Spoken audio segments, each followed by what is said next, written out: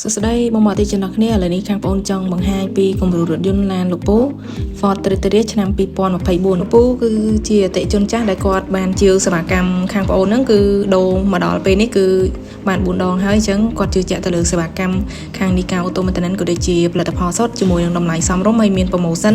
និងការ check up ទៅលើសុខភាពឡានរបស់គាត់បានដិតដល់ផងដែរអញ្ចឹងឥឡូវនេះជាងខាងបងប្អូនកំពុងតែធ្វើការផ្លាស់ប្ដូរប្រេងម៉ាស៊ីនជូនគាត់សម្រាប់គាត់យកសេវាកម្មប្ដូរប្រេងម៉ាស៊ីននេះគឺគាត់យកប្រភេទ Mobil One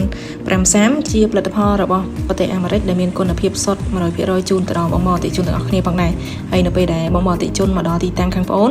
ប្អូនក៏មានទីតាំងអង្គុយរងចាំក៏ដូចជាវិសាភេសជ្ជៈដ៏ឆ្ងាញ់ក៏ដូចជាមានកន្លែងអង្គុយត្រជាក់ៗនៅក្នុងទីតាំងហាងកាហ្វេផងដែរអញ្ចឹងអានេះសម្រាប់ប្រេងម៉ាស៊ីនក៏ដូចជា